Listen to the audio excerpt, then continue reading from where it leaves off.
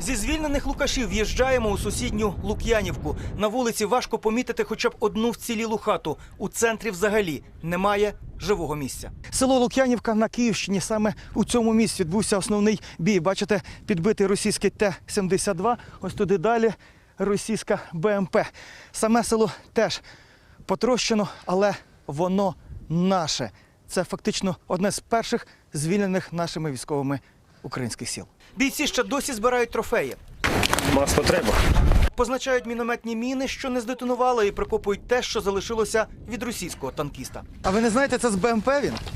Та напевно, що з Бехи. Безголового, безногого та без однієї руки. Йому копають яму там, де він упав, і ховають без сантиментів. Дивина, але практично усю цю російську бронетехніку з ладу вивів лише один український танк, а його екіпаж вражає ще більше.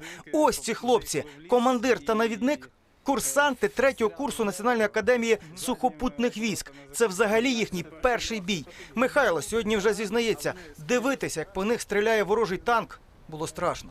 Захотілося жити і вийшло, що знищили той танк, потім БМП.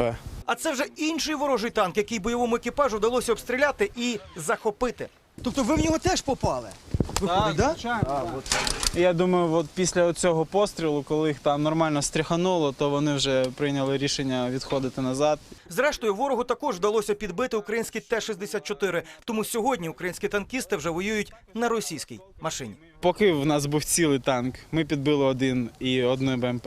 Потім ми зустріли цей танк, з ним стрілялись, він нас розув і потім втік. От, і його залишили. І ми просто пересіли на цей етап. 3 танка. А БМП, до речі, ми 2, здається, забрали і 2 МТЛБ. Якось так. Ну, герої, я вас вітаю. Дякую, дякую. Я командир танка, мені 24, навіднику 21. Трофейним Т-72 механік-водій задоволений. Машина заводиться з півоберту. Ну і практично повний боєкомплект. Росіяни з цієї машини встигли випустити лише 8 снарядів. Мотор нормально, все нормально. То, що масло мало. Мало масла? Ну, зараз долеємо. Повоюєш машина? Звісно. Тим часом в центрі звільненого села окопується піхота. Ну це ж приємне відчуття. Кожен метр, який ми йдемо туди, це ж наш метр, це ж хорошо.